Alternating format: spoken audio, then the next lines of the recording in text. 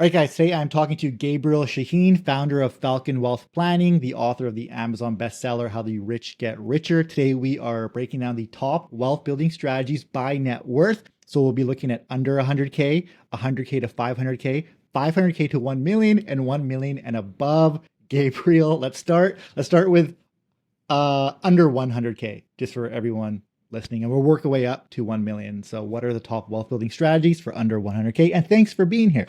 Yes, thanks for having me, Gary. Super excited to be on. It seems like a great fit here and great topics because that's the mass affluent for the most part. So we'll kind of jump right in.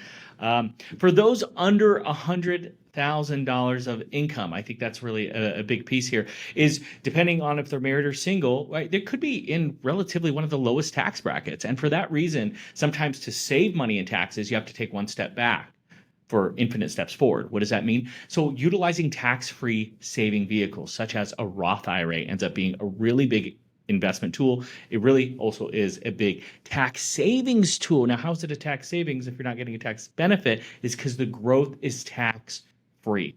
And we see a lot of people that make $100,000 a year that are diligent, save 15% of their pay over 40 years, and they're in 2 to 3 times the tax bracket just because they've been doing poor planning. So I think first and foremost is understanding your tax bracket you're in, and if you're 100,000 or less, a Roth IRA could make sense for most people out there. So a couple things about that. Yeah, I'm Canadian, so we have the TFSA and the RRSP. TFSA is, I think, is the closest to the Roth IRA. The RRSP is put money in it now, pay taxes when you take it out on that money that you put in.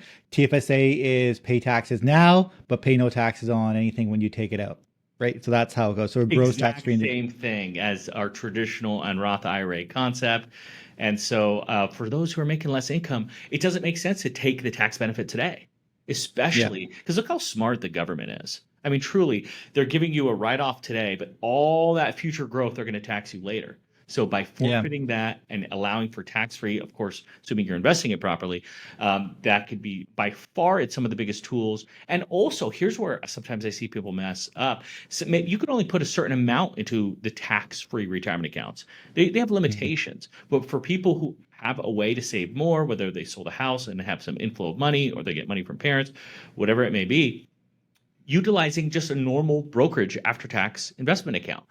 Because of your income, if your tax bracket is in a lower tax bracket, then you pay no taxes on long-term capital gains. So I think this is another concept where you could sell and rebuy the same thing the very same second. It's not like where you sell something for a loss, you can't buy it within 30 days. This is more kind of on the American side. But the idea is you're able to sell, capture tax-free gains to reset up your tax bracket or the cost basis, and then rebuy. So this is a fantastic tool that I just don't see a lot of people doing that make under $100,000. When I was making under $100,000, I'll talk about the RRSP side of it, which is the one where you pay tax now. You don't, but yeah, you don't pay tax now, you pay it when you withdraw. I didn't deposit to it while I was making under 100K because it rolls over to the next year. So I let that number get bigger and bigger and bigger. So when I started making in the higher 6 figures, I was like, this is when I need those tax exemptions, right? So I started using it less as an investment account, and we're kind of going into above 100K, but I'm just talking about how I behaved under 100K. I purposely didn't put anything into my RRSP because I was like, I want to keep rolling over because I was very confident I was going to make more money in the future. So I was like, I'm going to keep building this. And then I invested in my Roth IRA, my TFSA instead, which was a one where I just pay taxes on stuff, put it in my TFSA Roth IRA, invested in stuff, let that, get the capital gains. And in 20 years, I'll take it out tax free. Is that a good smart strategy when you're making under 100K? Because it probably rolls over in the US as well. Right? It completely does. Yeah, it's tax deferred until you take it out. So it's the exact same strategy. And so you're just, hey, there's a reason you did well, right? Because you're smart and you're forward thinking. And a lot of people sometimes just don't, they live in the present. And we see that a lot. People plan not what they're going to do in 20 years from now. They plan what they're going to do on Friday night. right? So that's just how we're Yeah. built. And so I think by understanding your income, and some of the tax strategies also is, hey, you might be maybe a high-end realtor, or you might be in a business that's very cyclical. And that is extremely important, because on years that you have super high income, then yes, you could take advantage of the deferral and save money in taxes today. And when you're in lower income, what is a famous strategy here is doing what's called a Roth conversion, taking money out of your tax deferred and saying, I'm going to move it into my Roth. So you're paying the tax when you're in a low income bracket. It's almost like, okay, when I'm in high income, I'm getting 40 cents on the dollar of saving. I save 10,000 in there. I save 4,000 in taxes. When I'm in a low income, I can then take out that $10,000 and only pay $1,200. So you're Yeah. getting that tax alpha just by playing the game properly. Let's move into some like more basic common sense advice you give to people under, because this is wealth building strategies. I'll talk about another thing I just did simply under 100K was I just spent less money. I just didn't buy stuff I didn't need. I basically saved as much money as humanly possible. I use a lot of that savings to invest. That's how I would always max out my Roth IRA, my TFSA, is because I always had the limit is in the States and for Canada $7,000, I think, for this year. I was always able to like max out that account and do a bunch of other stuff because I just spent less money. It's when I was in a position where maybe I wasn't making as much money as I could. The solution is, well, spend less money. So then that makes up the difference. So I just have more, right? Do you ever talk to people about that? The ones I know you deal with typically high net worth individuals, but if you do come across someone who's making under 100K, just like, hey, spend less. You can do all the fancy stuff, but just stop spending so much money. Absolutely. I'd say my job is not difficult. It's either make Yeah. more or spend less. Mhm. Yeah. And the goal is the variable. So what is your Yeah. goal? Well, your goal is buying a house. Well, you need this much money, right? Another variable, depending on the type of house they get. Well, if you want to get there in 5 years, then you have to save, I'm just going to make up a number, $30,000 a year. You just have to. Well, if you only make, let's just say 50, well, you Mhm. probably should be living off your parents and living with your parents. And so there Yeah. just has to be a solution, or you got to figure something else out. So I kind of use that example with the government sometimes. The government has, whether any government in the world, very few of them have a surplus, right? So most problems with governments is, to relate it to us, they make 100,000 a year, but they spend 130,000 a year. So Yeah. in the real world, you go on credit card debt for $30,000 a year. Well, you can't just continue going on credit card debt for $30,000 a year. So yet again, my job is simple: either spend less or make more. I the pushback I get about people who say spend less, because it's been a while since I've sort of had these problems. But when I had them, the everything was different. The housing market was different, rent was different. I remember I was renting a basement suite between me and another guy for $600 Canadian a month. We shared a one bedroom, right? We had two bedrooms. It was very, like, this is a long time ago. So I could save money even if I didn't make a whole lot of money. My typical pushback I get now is like, we're in Vancouver. Where are you based out of, if you don't mind me asking? Los Angeles. Okay, there you go. Very similar. Okay, so I think Los Angeles might be even more expensive, but they're both just overpriced. If you're a renter, you're paying for a one bedroom. This is a Canadian, if you're lucky, like $1,500, $1,800 a month. If you're lucky, if you found like something good, you probably have roommates in that one bedroom. Then you have to pay for transit. You have a car, you have gas. Then living expenses are super, super high. Cost of groceries is insane now. Everything is inflated, especially here in Canada. So when I tell someone save more, they go, hey, I eat rice and just rice for every meal. I take public transit and rent, and I still can't save money. I kind of don't have an answer for that too much, other than do the other part, which you talked about, which is make more. And that was a big focus on mine. And that was accruing skills that I know I could charge more money for. And that's called being tired all the time. Because now you're working all the time, right? And there's like no magic solution. You're working constantly. You're trying to survive. And then you got to spend your evenings all hanging out with friends, learning some skills that's not even giving you money yet. And you got to do that for months on end to get proficient at it, maybe even work for free. Is that the only solution to that problem? Just make more money by any means necessary when you cannot reduce expenses? That it's a great question. There are some like hacks, I guess you could say. So I'll give Yeah. you one example. For some people that work at a company, they get a 401k, and I hear this a lot. To your point, Gary, I don't have enough money even to save into my 401k. right? It's like, okay, well, Mhm. they're doing 100% match on Yeah. 4%. Let's just say. Yeah. Let's just say Yeah. that's you're making $50,000 a year. Let's call it $2,000. You save that $2,000 a year. They match 2,000. Then you pull out that $4,000. Even if you have to pay the penalty and taxes, you're not in a high tax bracket, you still will come out ahead. And Yeah. so you just have to know what's available to you to take advantage of.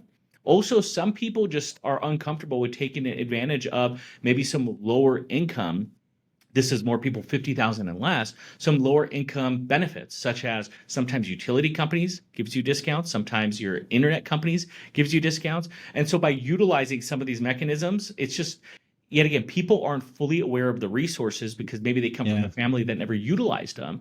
And so that is a big piece that I do often see is that people just don't realize the hacks. And then kind of like the big part is I can't afford to buy the house, right? Because Yeah. it's an extra 1,000 or 1,500, maybe even $2,000 a year or a month, excuse me.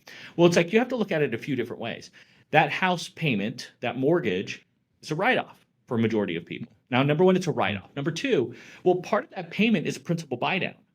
So it's like almost like in a way you're building equity. It's like a different Yeah. form of saving into a retirement account. And number three, roommates. Get them. Everybody wants their independence, but that comes at a cost. Freedom comes at a cost. You can't afford freedom. Who doesn't want to live in their parents' basement? Nobody wants to live in their parents' basement. So it's always just reassessing a situation. And there was just so many little just hacks like that because we come into society, even the poorest people have the new phone and are driving like a car that's less than 10 years old. So like there is this humbling piece in our culture that is lame to do, but it's as I said already once, and I'll probably say multiple times, it's that one step back for infinite steps forward. That's all good. That's all really good advice. What do you, I feel like one, so let's say you're now saving money. You found ways to save money. You've utilized government programs if you're making under 50K. Just this one analogy I've used 1,000 times on this channel.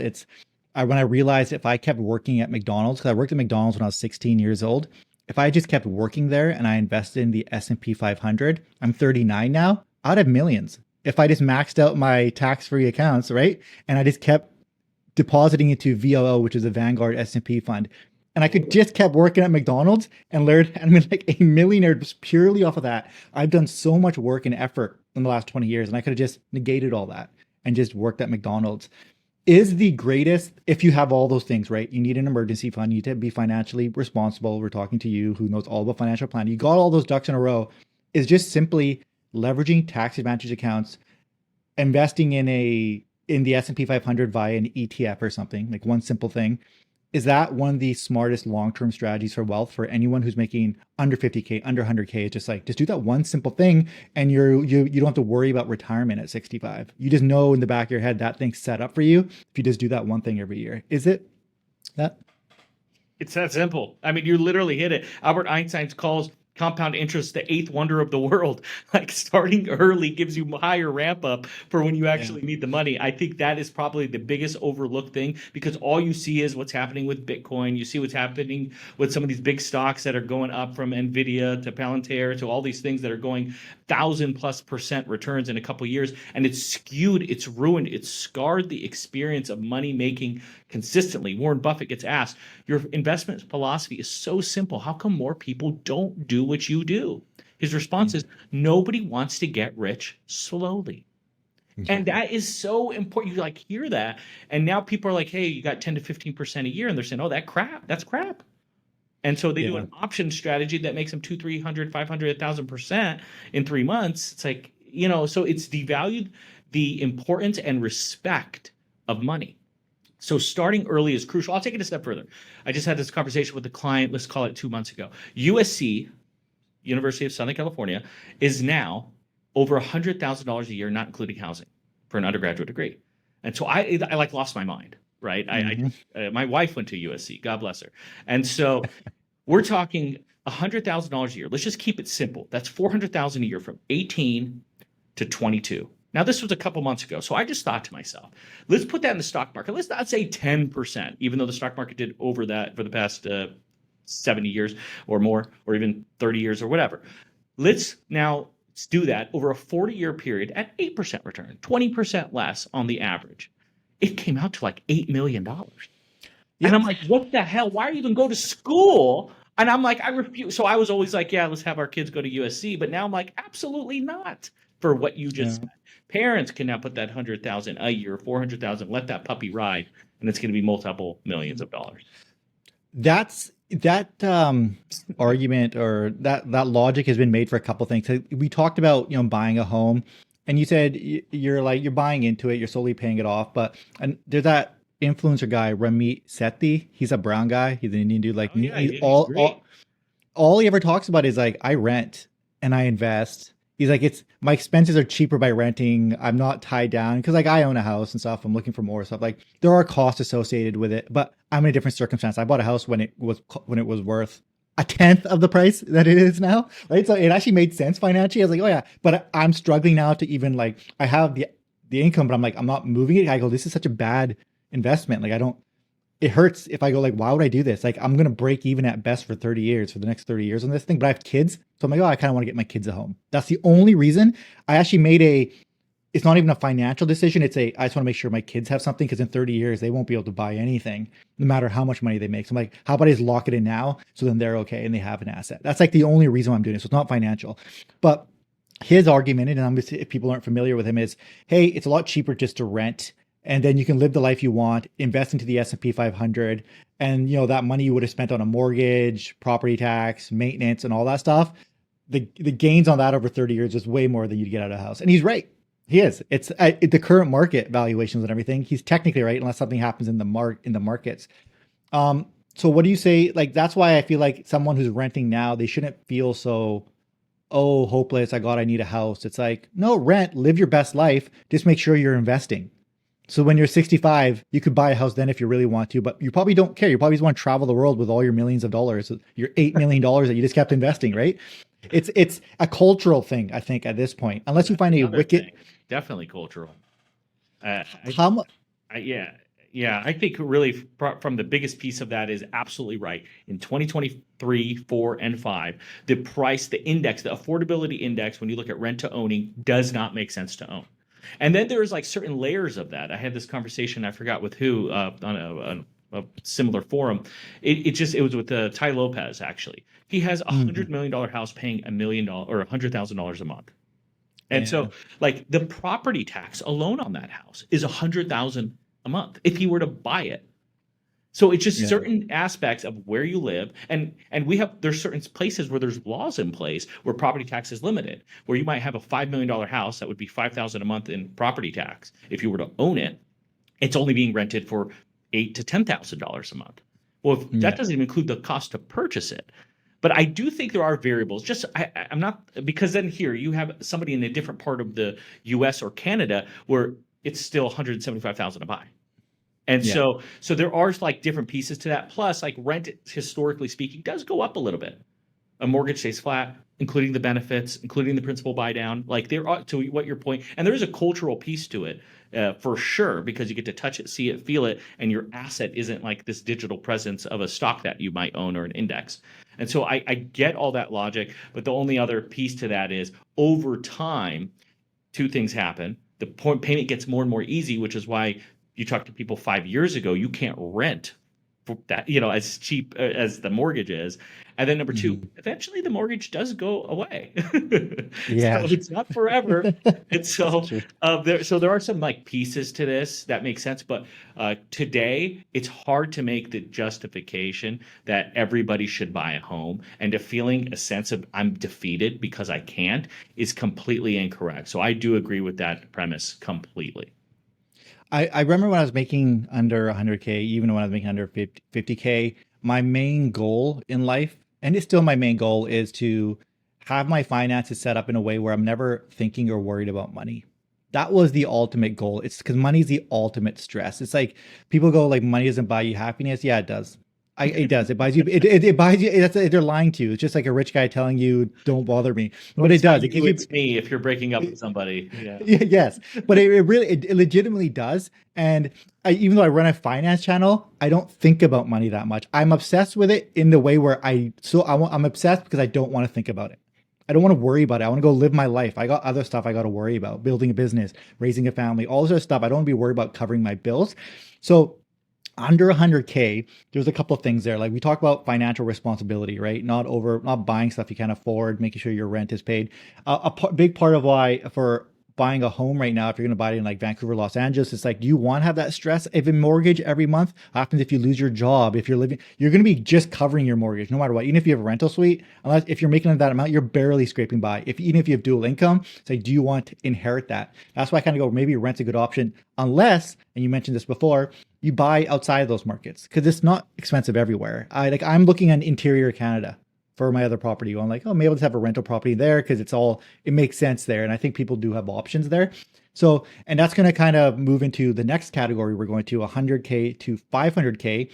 One thing I notice a lot of people who make this transition, and maybe we can lead with this, is lifestyle inflation. Ooh, now I'm making money. I'm going to spend more money. And all of a sudden, their savings rate hasn't even changed, even though they're making 4 times more money. For some reason, they're not even saving as much. It's because lifestyle inflation. Is that a real problem? And I never suffered from that. I've been frugal my entire life. So, but I see that as a problem.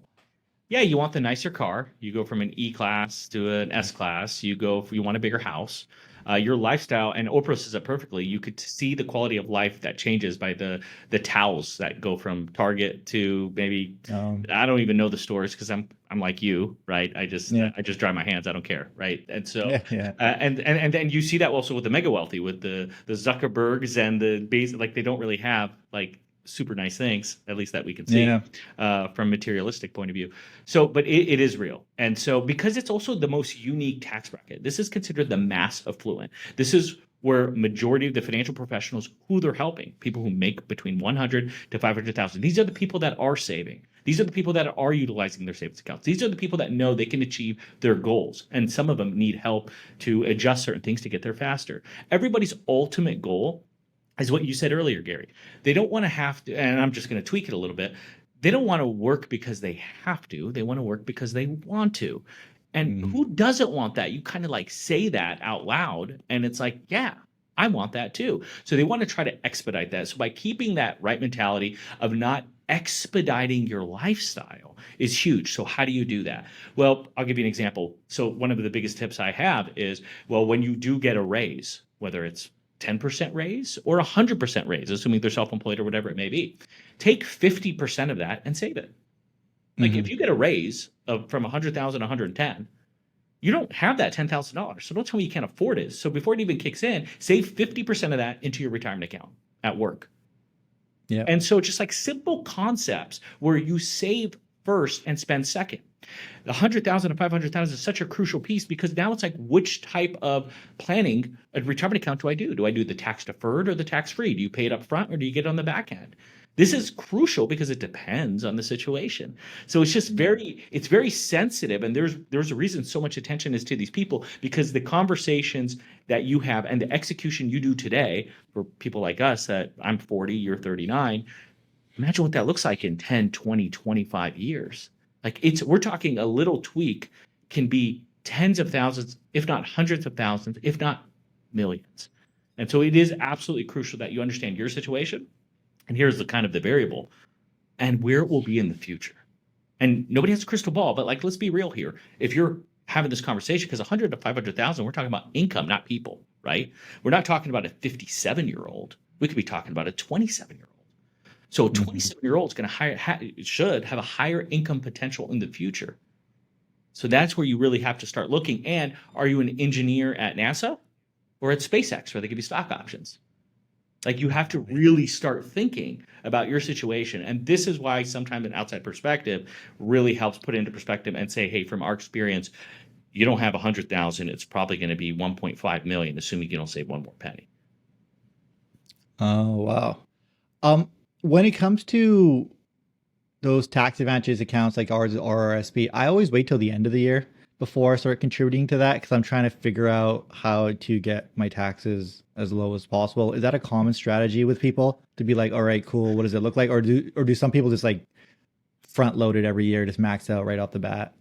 It, Like how do it's people go about It's a great question. I'd say it depends on the situation. Most people, If for the brackets of 100,000 to 500,000, it's pay as you go, save as you go. As you get paid, it automatically saves into these retirement accounts. It's really when you start getting into those higher tranches of 500 to a million and up, where it's let me just write the check to make, Yeah. to do what I need to do. Because think about it, when you're somebody of that caliber, at that point, you're a disciplined person. It's not like you're scrounging around to find the money to write the check for, right? So there is a Yeah. strong correlation of strong work ethic, high income earners, disciplined people, all of these resilient things that make successful people successful. But no, I think from that bracket of probably under 500,000, it's a pay as you go, and so that's why it's important to just to know your situation, because the problem with just the tax system is people are working on their taxes now between February to, let's just say now, for last year. Well, some of these Yeah. strategies had to be done December 31st. So Yeah. it's very unfortunate the way our tax system is set up, where people really don't have that proper guidance. I think like I like to do a lot of stuff like myself, like a do-it-yourself investor, but this is the one area I don't mess around with at all. Like I actually just like go through my accountant and everybody with this, and I kind of rely because when you're dealing with a certain level, like I was doing it myself for a while, like at a certain income level, but I was like, wait a second, like you have a corporation, there's a lot of stuff happening now. I rely on them to not be like, all right, great, here's how much you have to contribute here. Here's like they consult me on everything, and it gives me that, once again, that peace of mind. Do you suggest people when they get into these certain categories of 500,000 or more, at least, that like, hey, don't even bother doing, like, I know enough where I can maybe ask the right questions, right, to these people, but I'm really kind of like now sort of like hands off, just tell me what to do. Is that what you suggest for everybody when you get to that sort of area, just to be safe? Yeah, I mean, it's funny, and it's sad. The correlation of how much help somebody needs probably starts with 100,000 less, but it's an Oh underserved yeah. market because they need that help, they need that focus, but nobody. Yeah. I'm actually building a company with the creator of a Calendly called Zelf to really help that. It's like $20 maybe plus a month from 18 to 42. Like, and it's like robo advisory. It's like Yeah. the managing. This is robo planning essentially. It's like everybody needs a financial plan, not everybody can afford a financial planner. So kind of the same logic. And then it progressively gets higher, 100,000 to 500,000. That really gets them over that hump. And then, like, at the end of the day, let's just skip the third option, 500 to a million. And the million and up, like, for the most part, you're really just enhancing, right? Like, you're going to be good, and what? We're going to help them be gooder. Like, like you're going to have an extra $6 million. Like, what is that really? It's like legacy planning, and maybe avoiding some type of estate taxes and things like that. So we really, with that type of planning, it's just people just respect money. And we see on social media people who don't respect money, who just blow their money, and we think all the millionaires are arrogant people that just spend it on things that we really don't need. But the reality is no, like, people respect money. Like, you very rarely see a successful CEO just going bankrupt after they retire. It just doesn't work Yeah. that way. And so, yeah, I think the planning piece is for everybody. And now here's the crazy part: the planning piece for those million and up, they pay the money without even thinking. Yeah. People with 10 million, Yeah. 20 million, 30 million liquid net worth, they understand the value of a professional, and they appreciate the value of their time. They don't do it every day. It's kind of like the rich keep getting richer, huh? Good segue, right? The book, Rich People Get Richer, because they are smart enough to understand this will never be my specialty. And on top of that, you like it. But yes, I think the dollar amount, it's more important for the smaller amount, but the dollar amount is insane for people that make over $1 million or have tens of millions of dollars, because little tweaks are saving millions upon millions upon millions. Okay, there's a lot I got to unpack there. Okay, so first off, the one thing you said was under 100K are the ones that really need the advice. Yeah, that's actually when I learned the most about this. I was like, oh my God, I need to like educate myself and find as many not loopholes, but efficiencies as possible, right? To save as much as possible, right? So you're dead on. I'm happy you're creating that company, that product with the Calendly founder. So that's cool. I'll be looking out for that. We'll all be watching that now. The 100K to 500K, a couple things. So when I started going to, I'm going to be very vague about how much I make, just because I don't want to talk about it too. Because I just don't. I avoid it because my wife has asked me many times. Please don't tell people how much. So like, but like when you're into, let's say you're into like the 100,000 to a million range, whatever area. A couple things I notice is you're right.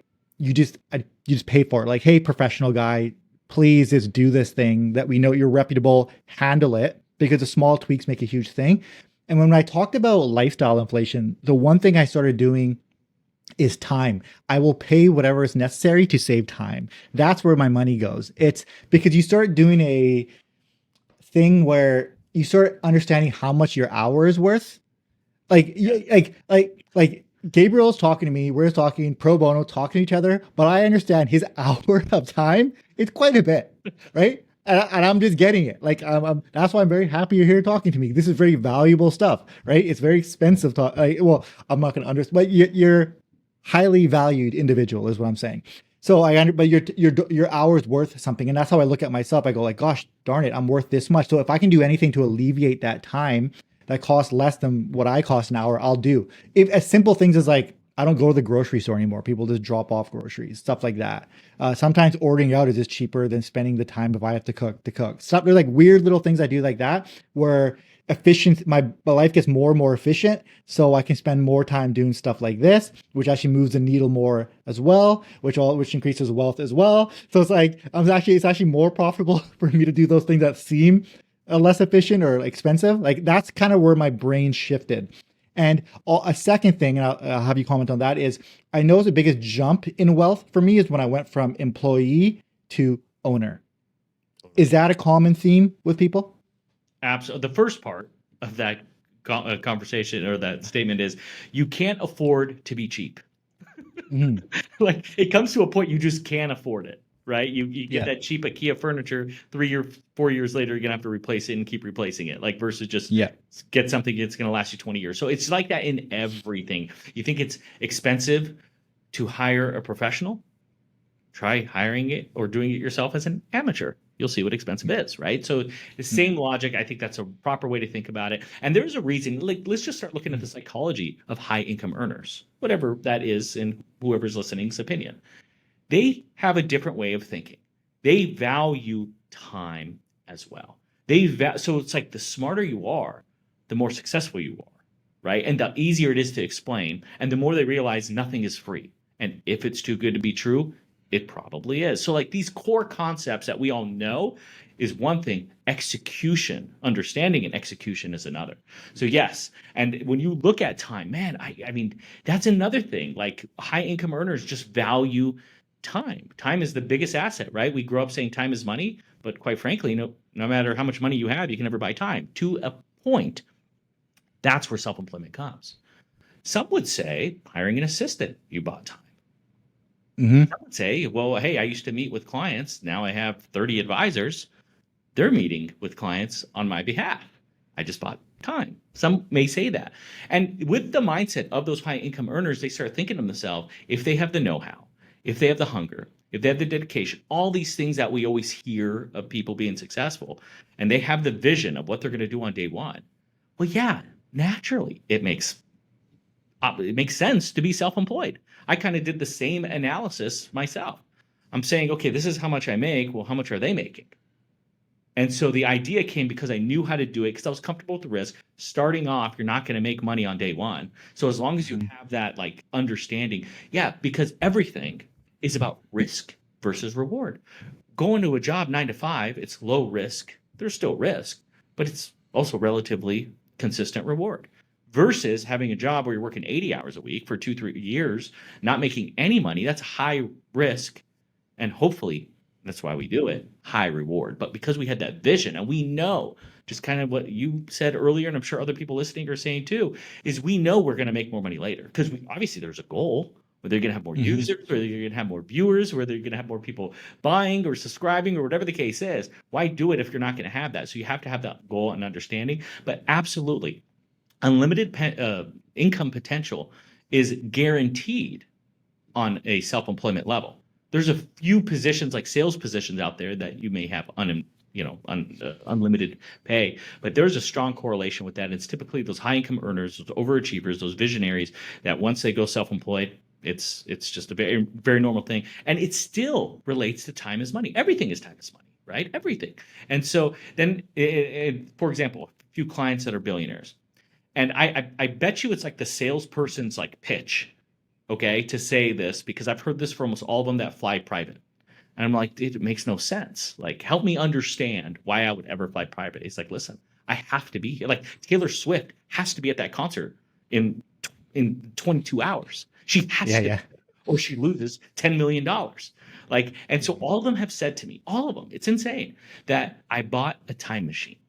I don't know if you know anybody who has a like a private plane or you. They like, I bought a time machine, and I just, it's Yeah. just remarkable. It goes exactly to what you just said. Let's talk about psychology a bit because you've dealt with so many people in high income. Like that's what you do all day. So and you've probably had in-depth conversations. I'm just going to talk to you through kind of sort of how I think. I want your commentary on it. I want you, and I'm trying to talk to you as much as possible and just hear your feedback on everything. So first off is you mentioned having a job is relatively low risk, consistent reward. When I was an employee, I was stressed because I felt like I'm getting older. My skill set isn't improving within this thing and I could be let go at any moment. So what happens when I wake up and I'm 50?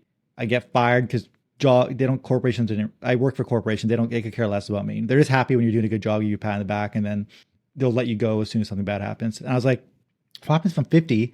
And then my kids will be 13 by that point. I'm jobless, and I'm have a 50-year-old with a limited skill set. I'm screwed. I have to go back into the job market. That was actually I felt like high risk for very little reward. So I felt like there was no other option than to build my own corporation, start a company. Luckily, I had a skill set in advertising, marketing, so I sort of knew exactly. And I've been doing it for over a decade, right? When you have a decade of experience in something, it's like very easy to make a company out of it, right? And then as soon as I became a founder, I went, oh, stress levels plummeted almost like basic stress stuff. I was like, oh, this is nice. And it actually took like a while to neurologically rewire myself to not being like anxious about the future because I was so confident, like, oh, as long as I can separate signal from noise every single day, which is essentially being able to focus on what I need to get done in the next 48 hours nonstop and not get distracted by anything that's not important. I can get a lot done every 48 hours. I can move 10 times faster and get closer to my goal. And that's how success happens so rapidly. And for me, signal is the work I have to get done and my wife and kids. Noise is everything else, right? Social media, whatever else. And that was all it was. It was just basically plummeted, separate signal from noise, do that obsessively every single day, right? And then that's sort of how I got to where I get. Is that a right way of me looking at it? Should I have been more worried? Now, before I started, I had a lot of money in emergency savings. I had accumulated a lot of wealth already. I was already a really savvy investor. Like I was financially well off. I could have just not worked for a long time and been okay. But I made sure that was set up before I made the move. Was that correct as well? So I want to just hear about that. Yeah, so it just right off the bat, what you just said, yeah, you want to make sure you're set up before you take risks to blindly go out there and do it, unless you truly have an innovative idea and you just know in your soul it's going to be successful. Yeah, you want to make sure that you're set up because you do have stress when you don't know if it's going to work out, right? Like that Mm-hmm. first few months, and sometimes it's just a long vision until you're actually executing really well. I would say here's the thing, and we see this a lot on social media. Not everybody's cut out to be a business owner. Yeah. And I think like there's this false just thought that anybody could be a millionaire, anybody could be an entrepreneur, anybody could be a business owner, and that's just not the reality. And I think there's certain people that love going to work at 9 and leaving at 5. Consistency. And I remember starting my company, I told my wife, as actually I wanted to go work for the man. I was like, no, this is a consistent salary. It's really good. We don't have an crazy lifestyle. Let's do that. And it was my father-in-law who was like, listen, you're young. You got all this energy. You're literally Yeah. giving it to somebody else. And he Yeah. goes, do you know what you would do if you started your own business? I'm like, yeah, but I'm going to have to prioritize the business for my wife, your daughter. And Mm-hmm. she was pregnant at the time. I was like, I can't come home and say, "Oh, you're on the phone again," or "You come home late." Luckily, they come from a family of business owners, so it was very easy for them to understand. But the idea was simple. Not everybody is cut out for that, And so there are times and situations before you get to where you want to be, where you have a management team, where you have a leadership team, where you have multiple advisors, we have multiple delegations, you have a legal team. Everybody handles all your things that normally keep you up at night. So it takes a while. So not everybody is cut out for that. And that comes at all salary levels. You now have billionaires that have been employees their whole life. Sure, they're CEOs or in hedge Yeah, funds yeah. or whatever it may be, but like you could be very successful at that. But depending on the industry, to answer the first part of your question, is where if you're in sales, yeah, you're only as good as your last quarter or year. And so, Yeah. and yeah, or somebody accuses you of something stupid because they Mhm. don't like you. Yeah, you're now on the HR naughty list. They want you out the door because you're just a liability. So, on one sense, but I also think you're wired differently. And I think I'm wired differently. I got my hand slaps at a lot of previous companies I worked at because I was just always wanting to like, no, we could do more. We could do more. They're like, listen, Yeah. just offer this and be done. I'm like, but you're not giving tax advice. You should be. Wait, that's not who we are. Like, I'm like, it could save them so much. Like, you can't give advice, right? So I think just people are wired differently. And I just don't want, yet again, going back to the first part of my statement, is people that think that anybody can be a millionaire. And this is part of like why depression is so high now, because they're now upset making $100,000, $200,000 a year when they're seeing people on social media saying, oh, you can make $1 million a Mm. year or 18,000 a month while you sleep if you do ABC or XYZ. So you have to be wired differently. You have to have a vision. You have to be. Oh, and here's another thing. I can already tell, Gary, with you, you're a passionate dude. Like, I love finance. I find a few people in the world that are wired with me with taxes. I love taxes. Like, who loves? I don't like paying them, but I love the tax code so I can learn it and advise strategically on it. Like, I don't feel like I work. So on one hand, I have no stress on that end. On the other hand, when you're super fast growing, we're consistently one of the fastest growing wealth management firms in the country. Like, consistently, we got almost 100 people. We're in 42 states. Like I'm investing a lot still in the business. So yeah, there are some times where it's like, ooh, like, should I chill, pocket more money just in case, whatever hits the fan? So there are still Yeah. some levels there, but it also, yet again, depends on where you are in the life cycle of your company. So everything is always based on the person. And that's why when I normally get a question on finance, on taxes, on investments, on what they should do, the answer is it depends. That's a perfect answer. I'm gonna unpack that now a little bit. Everyone's wired differently. Yes, some people are just happy doing 9 to 5. Yes, and I think that's important to state because there's nothing wrong with doing 9 to 5, especially when it depends on the industry you're in as well. I was in advertising marketing, no stability in that. That you actually and the technology moves so fast, it's like you can get left behind really fast. But yes, 9 to 5 is great. It's also, yeah, ignoring what's on social media when someone's like, I'm a millionaire. First off, a lot of it's bullshit. Like I said, I have a marketing background. So here's a couple things. They go, I'm a millionaire. It's like, yeah, you have $1 million technically net worth, $999,000 is debt that you're still paying off on that million of that thing. Like, it's not even like you don't have, if I check your bank account, you do not have $1 million. You're lying to me. It's not real, right? So there's a lot of millionaires, like, but they just like met a certain, I don't know, label for millionaire, but they're not actually. Like, I go like, you're just full of shit. And then you're also just seeing a snapshot that they've carefully crafted in that moment to make, like, on a jet ski, I don't know, holding champagne with a beautiful woman, and they're 28. And it's like, I started a business and I have 1,000 employees and I'm a millionaire. And then you're looking at it going, oh gosh, I only made 50K. Oh, I'm such a loser or whatever. Bullshit, bullshit, bullshit. I come from marketing. All of it's bullshit. Look at, do they have links on their description? Are they redirecting you somewhere? Are you buying their shit? Right? That's what's happening. Don't believe social media is a marketing platform. It is not a share my lifestyle platform. So that's all that. So don't listen to that. And I don't know who said it, but you can be happy at any income level if you want to be. Like my main thing was, like I said, I mentioned before, at 50K, 100K, everything I'm at now, my goal has been the same. I just want to not worry about money, right? It's the actions I've been taking have been creating more wealth just because they're the actions I'd be doing regardless of if they created me wealth. I'd be building a business. I would be talking to you, trying to pick your brain. I would be doing everything I am doing, but I'm clever enough to make sure that they're all things that move the needle for wealth, right? But I'm so focused on that. I've never been focused on, okay, I want to turn that 1 million into 5 million, and I'm just on this number. I'm like, no, I got to do all these actions.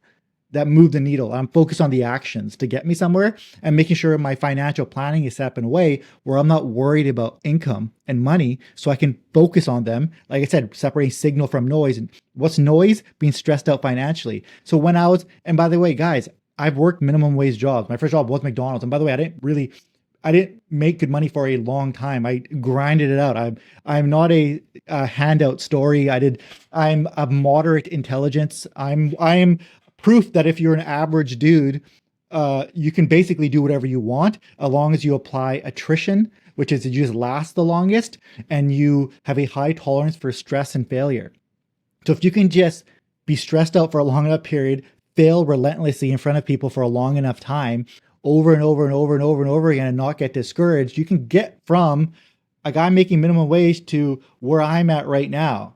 And that's all it was. With, like I said, I have no special skills here, right? Like marketing, I just taught myself. I had a laptop. I taught myself that over a decade ago, like 15 years ago, because there was digital marketing. I taught, like, everything is self-taught. So for that at 50K though, I wasn't depressed. I wasn't sad. I was just like, oh, I got to work on stuff. And I was happy because I lived within my means. I was doing everything I wanted to do and I wasn't stressed out by cash. Same with 100K, same with everything else.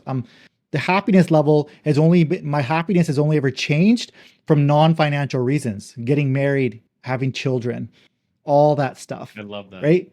That's it. I never got any happier because of the money. The money was always just a thing where I haven't had to worry about it all the way from minimum wage to now. I've never worried about money because I was financially responsible all the way through. So I think that's, I don't know where I was going with that, but I think that's an important thing to realize when we're talking about all this stuff. Have your priorities together. Focus on the actions, focus on finding that happiness in your life right now, and just make sure you're not stressed out about money. Yeah, it's crazy that you're saying that. I mean, I just, we're as we achieve more milestones, and I always thought like once we got to 1 billion, it would be a big deal. And then like, okay, we had a party, everything was great, but then it's like when we were done, just driving home, I was just like, okay, so what, like with my wife and kids, everybody went to the celebrations. Like, so what's next? Like, Yeah. what's Yeah. next? Like, you're not going to retire. And so I had this revelation. This was in July of last year, where I'm like, man, the true happiness in life comes for the things that money really can't buy. And so, which is what you said exactly with me. I have the same value system there, and that is being married to an amazing woman and having 3 amazing kids and having my relationships with my brothers, because then you just go down a slippery slope of materialistic things, and then you just always want what you can't have, and you can't just keep doing that, because then you'll truly never be happy. So I think it's like, have you achieved what you want to achieve? How do you keep yourself hungry? And at the same time, like humbling yourself. Well, I think married and kids is humbling enough. And so I think just in general, people just, I think what people often miss, and this was kind of as I had my drive home after that party, I was thinking to myself, like, the journey of the struggle of you working at McDonald's, minimum wage, me working at Kroger as a bag boy, which is a grocery store, for minimum wage at 16. Like, these are the things, like that journey. And me in Arizona, I was in Arizona at the time, 115 degrees, getting carts outside. And I'm like, I'm never going to work outside again. Like, those are life experience. So I have to go to school. I have to. And coming from immigrants' family, like, you're going to college. There's no option. Yeah. Like, they'll kill you. Yeah. So, but the idea is like the same. Like, it's just, I think now, like looking back, the journey isn't as hard. And when you compound making X amount of money and doubling it, its impact. And I'll share one last thing on that topic to what you said is my wife, God bless her, love her. She reminds me all the time that she comes from like wealth. She just finds a way to sneak it in every time. And so, and one time I was just like joking. I was like, sweetie, like, and this was like right around starting the company. So this was 10 years ago. And I said, in 30, 40 years from now, God willing, your parents are still with us. But if they're not, right? Do you think we're going to be fine in 30, 40 years from now? Like, on our trajectory, like you said, working for the man, right? All you need to save is 15% of your pay. If you make 100 grand, like, you're going to be a multi-millionaire. Like, you're going to be fine, right? It's not about how big the house is. It's about happiness, experiences, and so on. So I said, she's like, yeah, we're going to be fine. I said, so I don't need their money later. So I joked with her. I was like, I'll settle for 1/10 of it today. Yeah. And so the idea is I need it now. Now, like, whatever it is, it's really not going to matter, to your point. So I think just the experience in life, what's important to you. I think always defining to yourself, like asking yourself. I try to do it at my birthday. I have these core questions I ask. One of the most important questions I ask myself is, what is success mean to you? And I ask Yeah, myself that every birthday in October. What does success mean? And I think it changes every single year. it does. Um, one like I like how we're talking optimistic, and I think sometimes I forget because we're in good fortunate situations that we've worked hard to be in, right? Like we put ourselves here. No one put us here. But then I know a lot of people watch it and then they actually, rather than having the impact of me motivating them, they get discouraged because they go, my life is depressing. It sucks. I'm in debt. I feel effed. I can't do what these guys do. Gary said he's moderate intelligence. I don't believe that asshole. He's on YouTube. No, I am, right? Right. And so like I'm gonna keep framing this because I honestly need people to understand that everything, like, you can get into Gabriel's position, you can get into my position better than me, or find your version of it. Don't be in my position, you'll be unhappy because what I'm doing is specifically designed to make me happy, no one else. So very important to understand. You would not be happy living my life. Nobody would be, only I am. I think to remember is I started also in a position where I talk a little bit about like debt management because I've been in a position where I had $40,000 in debt, not intentionally. I've been in a position where I lost my health. I had a crippling autoimmune disorder in my 20s called adult onset stills, which wiped out all my organs, shut down my body. I was in the hospital for 5 years straight, lost all my motor functions. My whole left side was just like numb. I was messed up, but I fell into debt because I was refusing to take what's that, like, medical insurance from the government, because I was like, I'll get better. So, and I had a mortgage as well, so I just kept putting stuff on the credit card, trying to do digital marketing as my right hand. I'd be doing it from the emergency room of the hospital. I'll be trying to do marketing contracts, right? So, but so I knew what it felt like to have no health, have doctors being like, hey, put your will together. You're not going to make it. Your kidneys are shutting down, right? And having feel like the universe is beating me up for no reason, like I did nothing. It was just a dormant gene that turned on and started attacking me. And it only affects like 7 people on the goddamn planet. Like me, a girl in the UK, and like some kid in Brazil, all got it in our 20s at the same age. It's crazy, right? So it turned on. So I was like, what is going on here? Got into debt, no health. And I remember thinking, okay, if I ever get semblance of my health back, I'm just going to because I hated the fact that I was so vulnerable, that I was falling in debt. I felt screwed. I was like, if I can ever just make enough money where I don't have to worry about it ever again, I am going to do that. And that's what was a trigger point for me. So, but I was hopeless. I literally, as effed up as you can be, I can't think of a worse scenario than actually being dead. Right. So I was like, okay, great. I got lucky. There was an experimental drug called Actemra. They injected me into my abdomen and I started feeling better within 2 weeks. Over the course of next year, I got regained some of my strength, but I was still, for the next couple of years, pretty weak, but I had enough to function. And that's started a consulting business after that. My income went from 40K in debt, paid that off within a few months. Then I was cracking 6 figures in a year, not even fully healthy. Right? Because I understood time management. I know how to function now when you're half alive. I know the most efficient ways to do everything. Right? But I'm saying, like, if I'm doing that, if you're just a person going, I work a dead end job, and you have enough energy to watch this video and your health is in the pisser and your financial, don't worry. I've been there.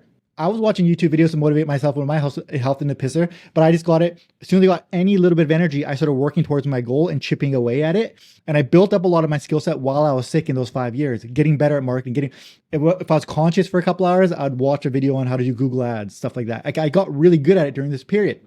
So I know for a fact. So I'm saying this, I don't talk about this too much. It's because I want people to know you can get to 7 figures from that.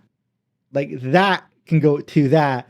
And I go back to attrition, high stress tolerance, and just failing relentlessly over and over and over and over again. And then every time you fail, iterating and improving on your failure. So I just want to throw that message out there because I know, because you do get comments every once in a while on YouTube being like, oh, that's cool. Easy for you to say, bro. No, it's not actually. It's actually not easy for me to say. I'm talking to a high net worth individual who knows all about financial planning, but just so you know, I got to my situation from the worst of the worst scenario. and I'm able to do that. So it is very plausible. And all the advice we've given under 100K, that's what I was using.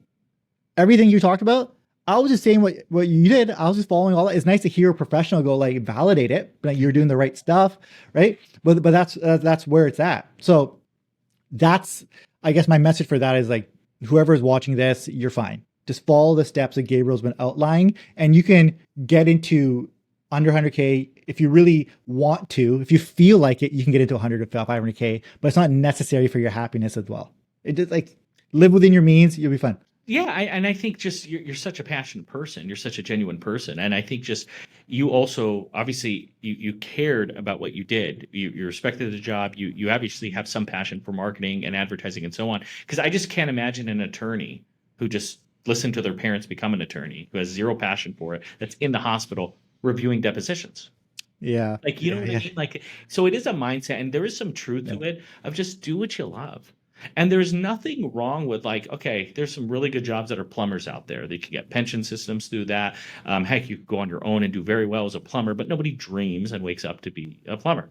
And so, but the idea is not that. It's just have a cool job that is great to show off at a high school or college reunion.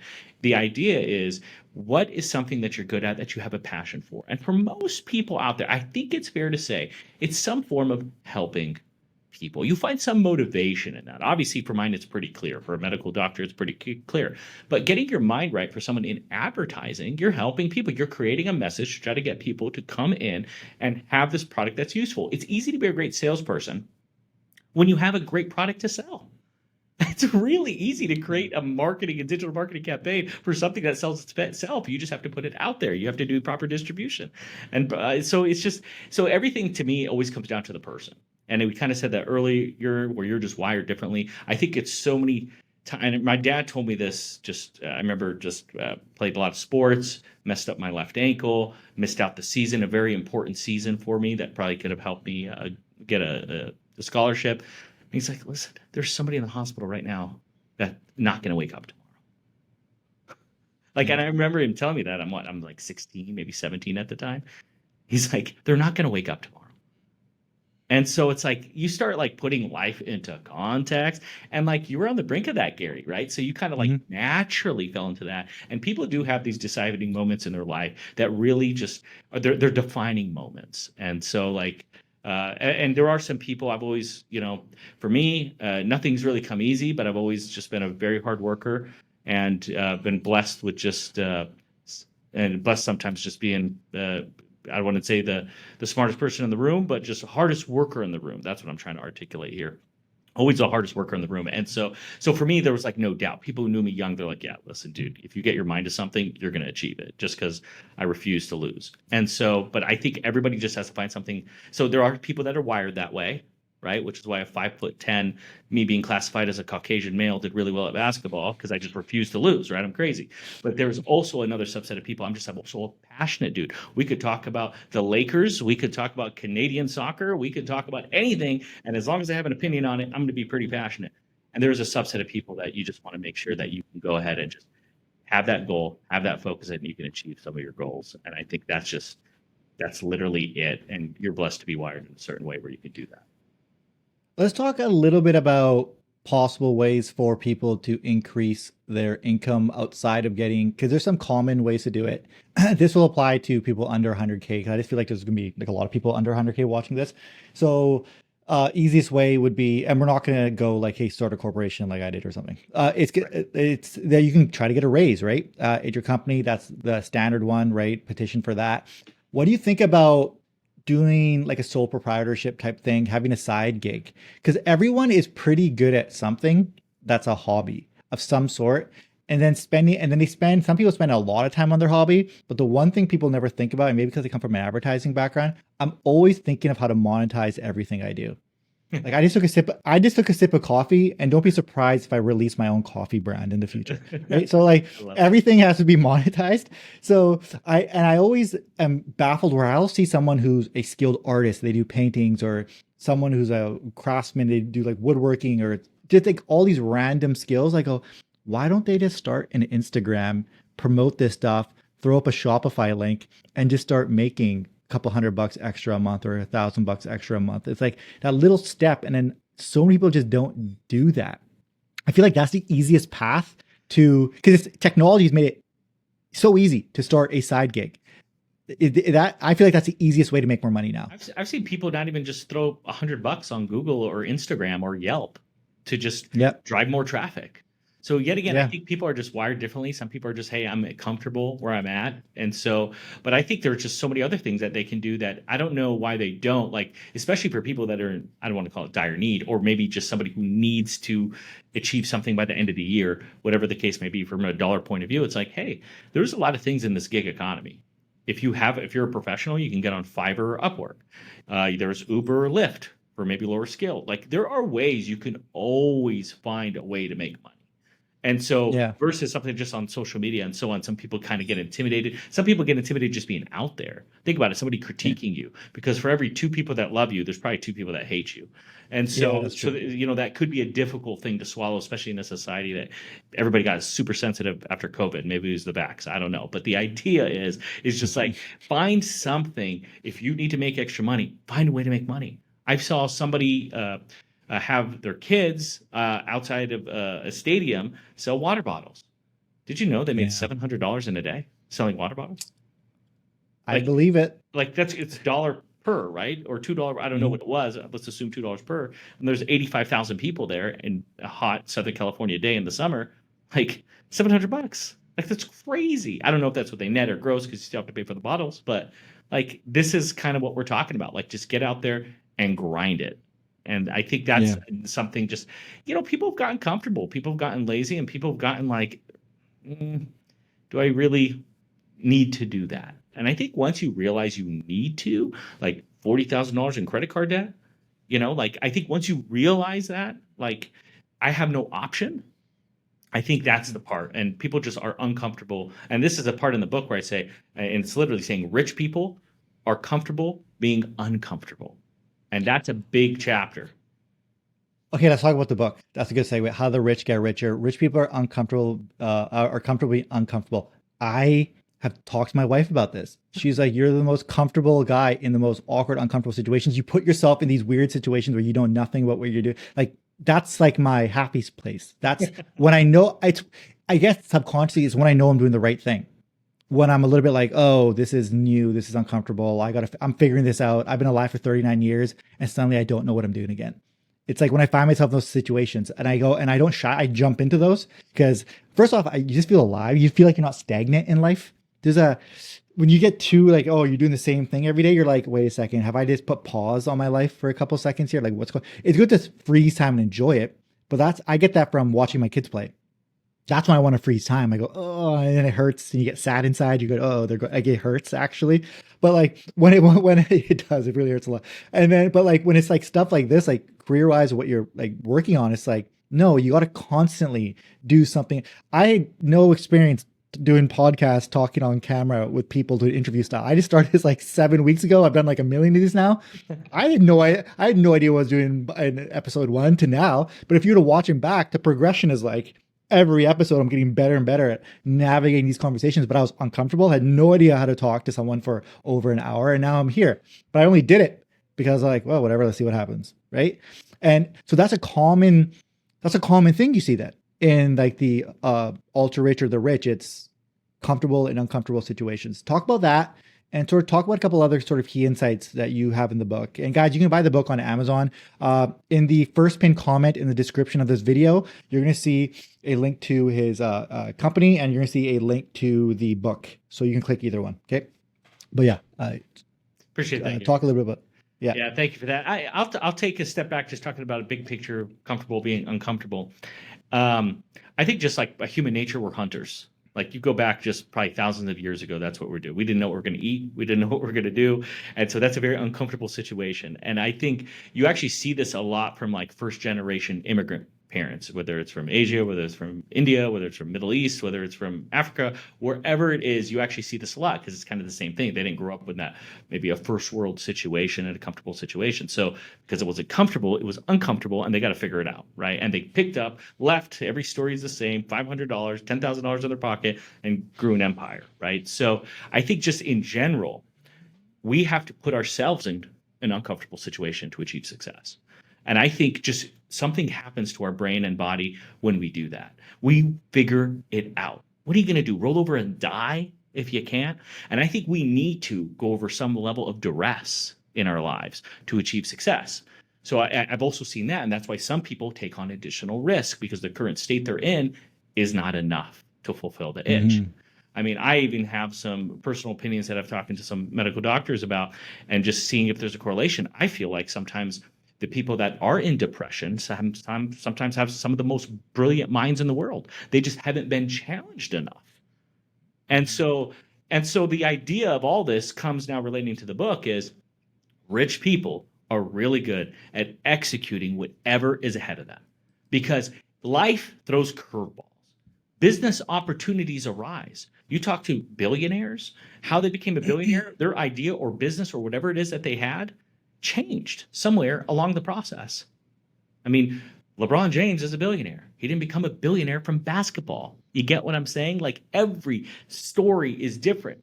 And so you have to assess your situation and know that you are always going to be put in a situation that's uncomfortable. And the true successful people out there are those who are comfortable being uncomfortable. And that goes with everything. So the book uncovers, it could be like the most basic piece of it. I'm investing in a house. Or let's do it something more fun. I'm investing in a stock. Now, Gary, you know what happens when you invest in a stock, right? The world revolves around Gary. So the second you buy it, it drops. That's just how it works, right? Yeah, yeah. And so, so if you want it to go up, just sell it, and I'll go ahead and buy it right after that, and I'll make the money. And Yeah. so, but the idea is when you're investing in something long term in a company you believe about or in a portfolio that you have to be comfortable with maybe the most simplest form of it dropping. You bought into it for a reason. You bought that house for a reason. You bought into that business and had a goal for a reason, assuming it's a good plan, good vision, good everything. So I think just understanding the uncomfortable piece of that is one. And number two, looking at some tools that maybe culturally, customs, religiously, and just things that you brought up, this saying is bad, like debt. My father, God rest his soul, is just, debt's bad. You can never have debt. I'm like, my dad was alive, like, Dad, I got a 2.5% mortgage after taxes, it's like 1.25%. Like, Mhm. Dad, over 30 years, I think I can earn more than 1.25% from an after-tax basis. I used to Yeah, even yeah. round up to the nearest hundredth. Now I pay to the exact penny because I could pay off all my debt literally by the end of today, but I Yeah. choose not to. And I think just certain concepts in life that what you've been told from kindergarten to 18 to now getting your own opinions and education and professional experiences is now going to be different. And you have to be, one would say, open-minded. The other is at the end of the day, you have to execute. You have to take that savings. You have to go start that business, go buy that property, or go invest in whatever it is, stocks or whatever. And I think that is sometimes the hardest thing is people just procrastinate because of the uncomfortable nature of actually executing. That's one thing. You mentioned something within there where you said LeBron James didn't become a billionaire from basketball. It's like being able to change with stuff, being malleable, and especially with being a business owner.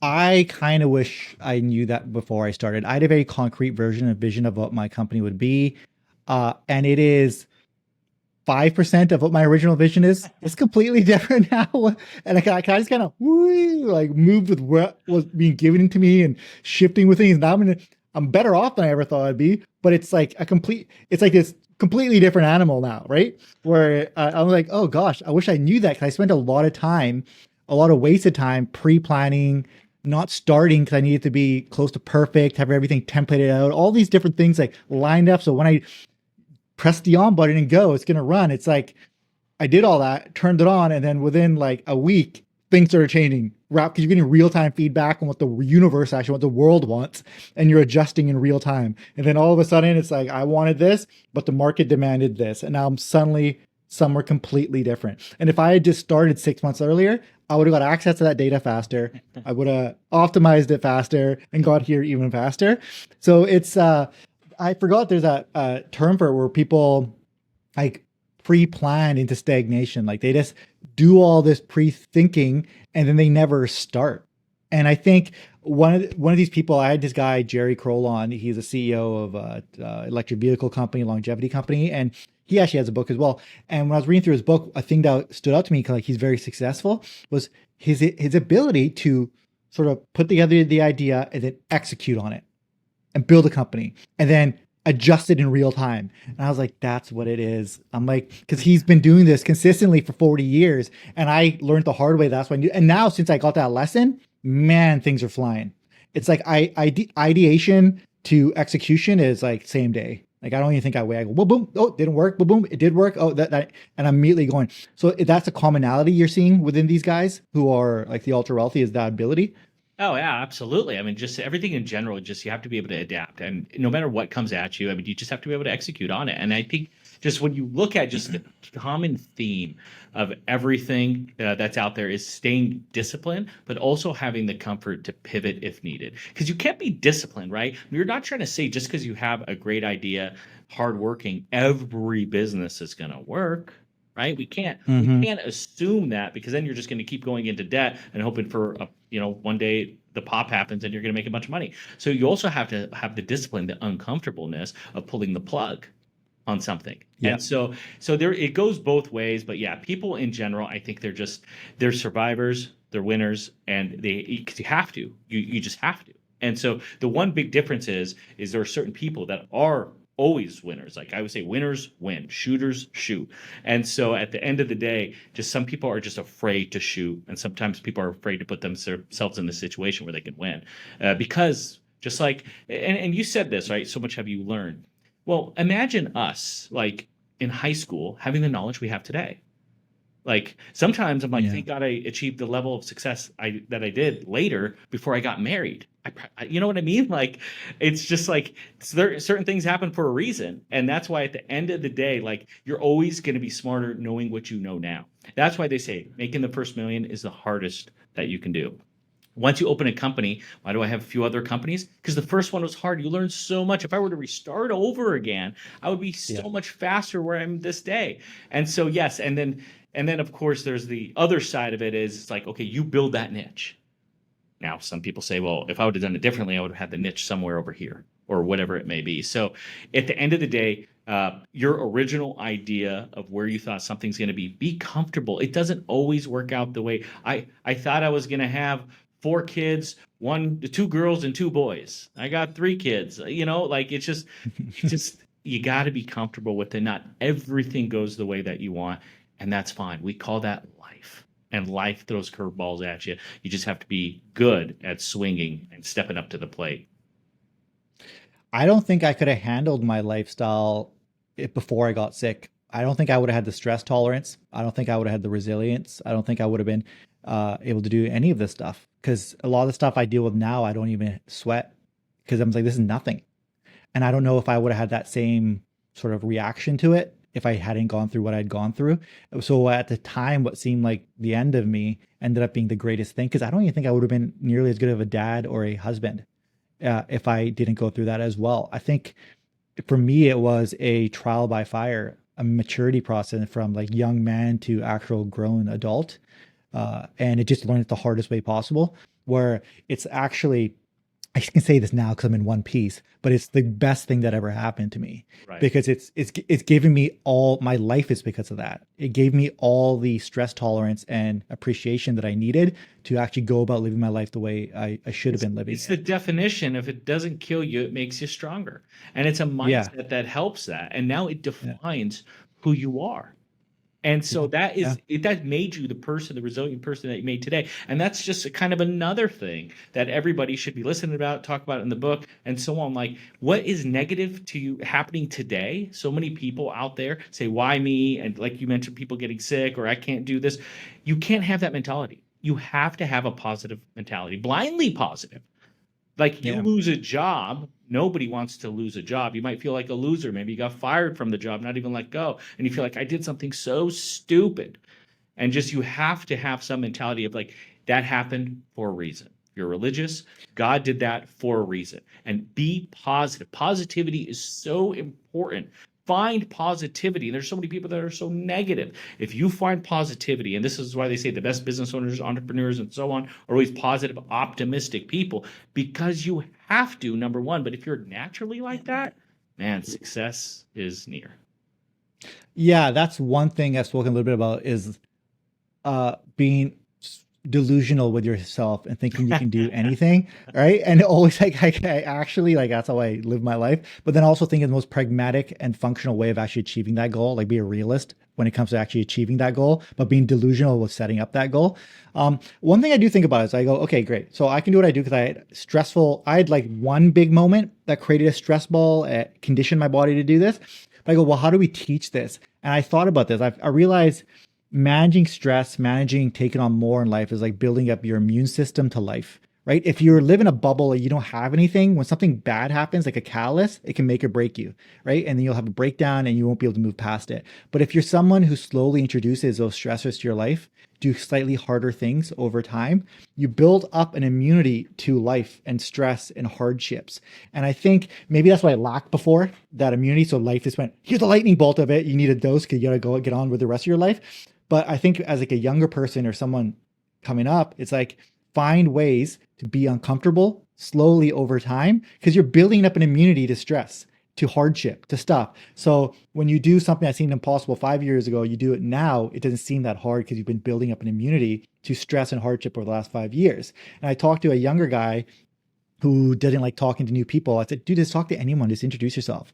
It's going to be weird and awkward. And he started doing that and it became less awkward. He built up an immunity to being more personable and all that kind of stuff and getting rid of that social anxiety because he's a computer kid. And when it works, like, so putting yourself in those situations, I feel like that's a teachable takeaway. Is like, I could have got to that same point I got to now if I just did it slowly over time, Right. starting at a young age and just kept putting myself in uncomfortable situations.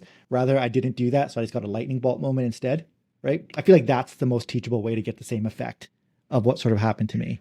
Yeah, I mean, that's something from your point of view. I'm happy you're sharing that. I mean, I think a lot of people also put themselves in a position where reality becomes a lot easier for them because of the obsession of all the scenarios of if you have a big meeting coming up or if you have a conflict coming up or you have something coming up. So yes, you're training yourself, but the obsession and thinking about it is something that naturally happens of conditioning of your stress and uncomfortableness. So you're thinking of an uncomfortable situation that's going to happen tomorrow. So you might think about it for 15 minutes. And now, because you thought about it before the situation actually happens, you execute on it. Well, a bigger situation comes up, a year goes by. Now you train your body to think about it for an hour. You keep going, maybe 3, 4 years after that. Now you can't sleep. But here's the thing, and people sometimes get hard on themselves about this. Like, man, I wasted all that time. But reality, when I actually confronted the situation or had the big business meal or whatever the deal, it was so easy. But what people often forget is it's because you obsessed and you thought about it and you thought of 17,000 different scenarios that could have possibly happened is why you went in with so much confidence, waiting for that rebuttal, waiting for it. So some people sometimes look at it negative, yet again, maybe this is positive mentality, but and I've seen this mostly with successful people because they come to me. I almost am like a financial therapist sometimes when they're just like, man, I just wish I just could have gotten that time back and so on. I'm like, but listen, that deal just made you $15 million.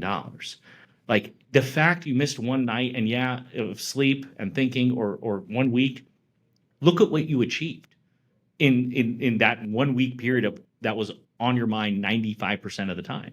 And so people overlook that obsession, and it's those who are true. And then you see these athletes like the Michael Jordan of the world who just was so obsessed and is the greatest of all time. And it's just a different level, right? His whole life revolved around training, and Kobe Bryant's of the world. And so, we all know the athletes that are out there, but it's just like there is a consistency about that. So for us, we work with our mind and not our body, but it's just that focus, that training, that obsession of thinking about whatever it is that your job is. I think that's often overlooked and sometimes frowned upon, saying you shouldn't have done that, when the reality is you had to go through that to achieve that level of success.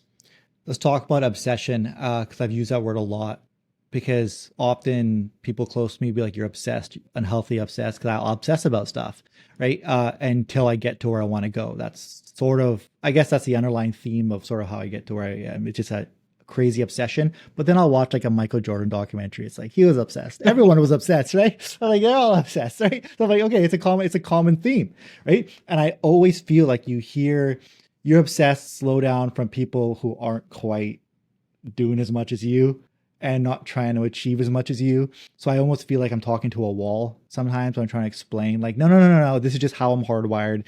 If I don't do this, I'll actually be miserable. It's hard to explain that. Being like, it's 1 o'clock in the morning, but I need to be doing this because this is what's making me, weirdly enough, is making me happy. I need to feel satisfied doing this thing. I'm thinking about it when everyone else is chilling. Like it's going on 24/7. This overall goal that I have, right? It's that obsession because I know it's going to lead to where I want to go. It's proven. It's a proven strategy that worked. Is that so? That's a common thing you notice with people who sort of, or the upper echelon and stuff, is they all have that. It's what is that thing? It's like it's not what they're doing, it's what they're not doing, and what they're not Yeah. doing is stopping, right? And Yeah, that's kind of where I'm at. yeah, It's that's a like, great point, and that is a common theme. Absolutely, it is. And I think the more difficult part of this whole thing is what you said in the beginning of that was like the people you're now with gets limited. They say it gets lonely at the top, right? I think that's reality because you might and here's the thing, you still need those people. I also hear this. You still need your crazy cousin Bob, or you still need yeah, your you still need these people. You're like, man, I really don't have much I actually have a cousin Bob, so I should be careful, but I'm just saying, like, you still have somebody that's like the relation is the relatability isn't fully there, but you still need that level of groundedness as well hmm, with family and so on. And then you have that group of old friends that you've kind of graduated from, not because you can afford a nicer trip, but just a level of conversation. And then there's the last piece where there's very few people on this planet that want you to do better than them. And yeah, and so you're a constant reminder of what they're not, and well, based on what you have. And sometimes it's not very clear, it's not very transparent, and it takes you a while to realize that, and that it hurts as well because that's you're thinking you would never be that way. And that's something also with the rich, successful people who've achieved a lot is it's kind of bizarre actually. It's not all of them that are like this, but they have this like level of simple trust. They'll like do deals based on a handshake because they're like a good person, they're like, no, I just yeah, trust the person. Went on my gut, it got me this far, and they start like blindly trusting that. But it all starts from yeah. that common theme of just like life changes at the top, and you're only going to get topper, higher, bigger, better, stronger, rich get richer. And so this is a difficult concept that people have when they surround themselves. Because yet again, nobody wants a friend that's struggling. Everybody wants them to do fine. You don't want to have to go out to dinner and worry about paying for them. Hmm, But when you really want somebody like better than you, I mean, heck, people hmm, struggle with that with even siblings sometimes, like family. hmm. So it's an interesting thing that we typically see, and it's just you have to know that that's going to happen. They typically say every time you double your net worth, you're going to lose 50% of your crowd, and that doesn't mean your crowd is you're never going to talk to them again. It's just different because you don't also want to be the smartest person in the room. So you start putting yourself in position with people where you can learn from. So you have those you party with, those you do your religious organization with, those the Hmm. family with, those that you travel with. So it's just like this these groups are now segmented into different type of people. Let's talk a little bit about balance then, because you're hyper successful. You have 3 kids. You've had to obsess to some degree to get to where you are at. You can't get to that level of success, especially at such a young age, without making some sacrifices. When for yourself, and you can just give as much information as you want, and people you've worked with, how do you manage your day? What's your work-life balance look like? How do you manage all that? And maybe I'll talk a little about my end, so I don't just put it all on you. But how do you manage all that? Yeah, it was really that, the first child, God bless her, she was born on a Friday, went back to work on a Monday, and I was late to take my wife to the hospital because I was in a client meeting. So there's a story about that in the book. And then the second child, just same thing. I don't even think I took a day off as well. It was really that third child where it hit me. I was like, okay, let me try to take a month off. And Yeah. now for me, another thing is I've learned I can never have a normal vacation ever again, and I've just come to conclusion with that. And so, Mm, um, to an extent, of course. But I think it's just like, okay, I'm like, work never ends. For a fast growing firm, we get 2,500 prospects a month. Like we're fast growing, right? And for a firm like in wealth management, that's very not normal. And so it really came to a point where it was like, okay, um, I'm going to work out and I'm going to do all my Zoom meetings. I'm going to do them on the Peloton, on the bike. So I'm on the oh bike yeah. working out. And so then I would go to the steam room. Then I would start swimming. So I spent like an hour and a half of my day about me, even though I was working. So not fully, but I became very good with huffing and puffing on Zoom while you're riding a bike and working out. And so I think it's kind of crazy. I had to think more selfishly. because I don't want to work out after work because then I'm like, man, I miss my kids. Like I don't want to. So I did it while they were like gone or at school or daycare or whatever. So I think focusing selfishly, like, and it's crazy because like if you start thinking selfishly, it's actually selflessly, you're going to live longer, be happier, work longer, help more people. Like, so it's just a weird mindset that you have to do. And then just putting the phone down, whether it's at 5:30, 6:30, and just like family time until they go to bed. I think that was a kind of a big, I tried to get a second phone. That was a miserable fail. And so I just said, you know what? It could wait. And I think it's just, we kind of sometimes, I learned this from clients, actually, super successful people. Like we flatter ourselves where they need you. You have to respond. You have to be there. And I think we really realize like, no, everybody's replaceable, including yourself. So you actually think it as an employee working somewhere of a sense of fear, but you actually have to think that, and that becomes a good leader when you can put yourself in a situation where the company can run itself, expand itself, and make the right decisions when you're not there. So those are kind of the big things that to get to that next level, and you have to be so comfortable losing money. You have to be so comfortable, like, okay, well, I know I'm not going to do as well. We're not going to get as many clients. But when you come with that understanding that for a period of time you're not going to make as much, and you're okay with that because you have to build your team, grow your team, build that leadership. Once you come up with that, it's fine. And as a buddy of mine says, he goes, it's okay if you lose it. It's only money. You can make more tomorrow. And so that's the mindset you kind of have to think of. That's interesting. I like how you started bundling things together, Peloton meetings, stuff like that. I feel like that's the only way to do it. Like you can't, you have to multitask every activity at this point. Like I don't ever just, I don't remember last time I just watched TV. It's if I have TV, I'm watching it. I have a laptop Your open and I'm actually laptop, you're wearing. checking the emails. Absolutely. That's a normal I thing. hear the TV and that's my TV time, right? The only time I probably give like full undivided is when I'm with my son and my daughter. That's like, okay, you guys get me. I'll put it away. And that's like after 5, I'll hang out with them from like 5 to like sometimes they go to bed late, like 9:30 or something. They go to bed really, really late. And then, like you said, it's like you can't work out in that 5 to 9 period because you got to spend with your kids. Your kids need you, right? And that's, I mentioned the signal and noise. They're the signal. They are the signal. The work is secondary. They are the signal. Everything else is noise. So they get undivided. And then it's like, you're tired. I'm going to gym at like 11 o'clock at night. And I'm like, oh my God, I didn't finish my day yet. Then you're like doing emails or whatever I'm doing. Cause I do a lot of advertise. So there's campaign stuff. I have a lot of, team members who are in like based out of like Dubai and other countries and stuff. So it's just like, sometimes there's like that delay. So I'm getting back to people in weird time zone. Then you're waking up at like, oh my God, I got something you got to do at 7 a.m. It's like, I came to terms with like, all right, great. For in this period of my life, I'll call it being tired. I was tired. It's That's got an smart that you end. realize that. People don't realize that. Yeah. I mean, I remember there was a point in time where I'm looking at the calendar. I'll never forget this. This was probably a 3-year period at Falcon Wealth. I want to say it was probably like 2015 to 2018. And I remember just looking at the calendar. Let's just call it like July 2nd. I'm like, I can't sleep. When can I sleep in? I'm like, okay, July 22nd, and I'll circle it. I'm like, I get to sleep in on that day because every Yeah. day you have to wake up early. So it's so funny. Like you just have to be comfortable being the uncomfortable tired and just know. So I love that you're sharing that because I've heard that from so many people. And I actually was given that advice like, hey, there has to be one day because you're doing something wrong if you can't. One day that you just don't plan around where you can like sleep in. And that's what would happen. It would be like the day I just crash and sleep 12, 14 hours that day because I just, go to bed at 8 and wake up at like 8 or 9. And so it's great to hear that yet again from other successful people because that's a true reality. When you just accept it, it doesn't bother you as much. You just go, hey, it is what it is. And you kind of tell yourself like, I functioned off of 4 or 5 hours of sleep before. I'll function off just fine again. Like it's how it works. It's not that big of a deal.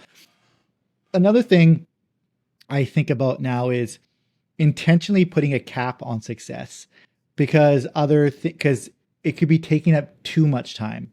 So there's things I'm doing in my life now that are pulling me less out of my marketing because my marketing, like I said, when you're dealing with like a client-based industry, you're right. Like clients are always with you.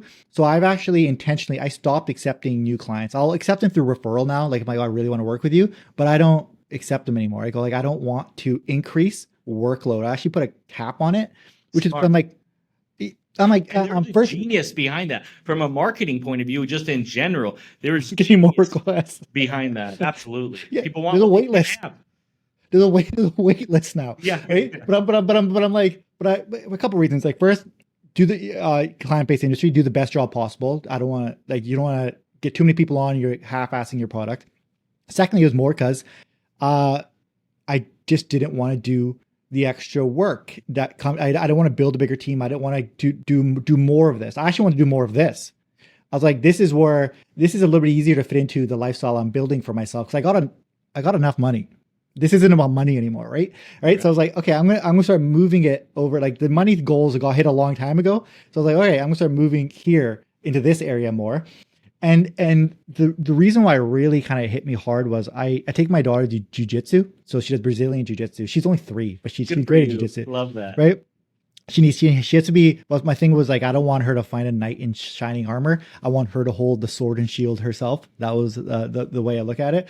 So she was coming back from jujitsu, and it's me and her alone time. And she's like, "Dad, I miss you." And I was like, "What? You miss me?" She's like, "Yeah, when you go, because my office is in my basement of my house. I miss you when you go downstairs to work."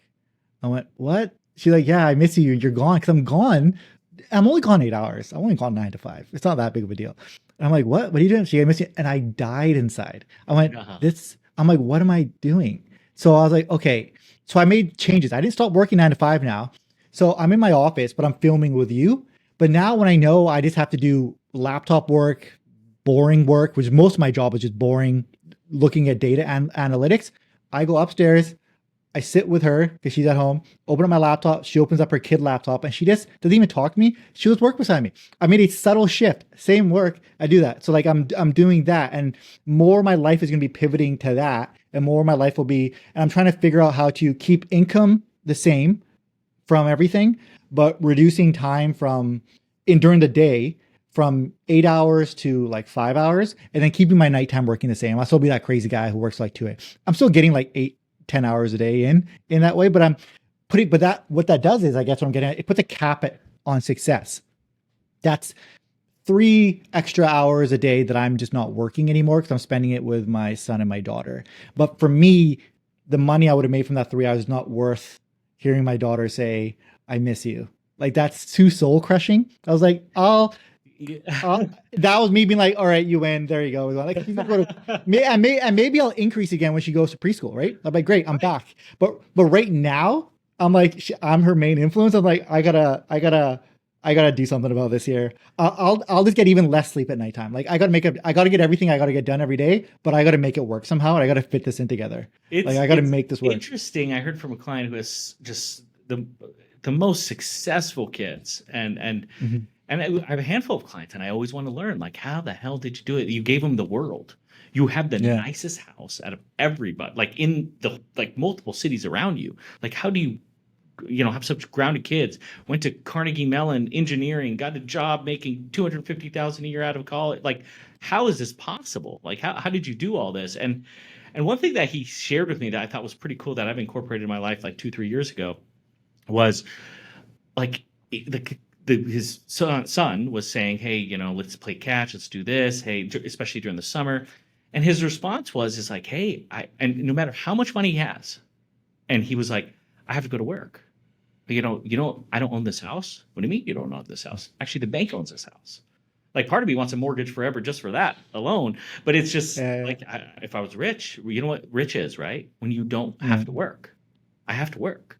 And so just the mindset he would teach. And then also he said he always allowed, actually kind of based on what I said earlier, he always wanted like some level of duress with the kids. Like, they don't just get Mhm. everything that they want.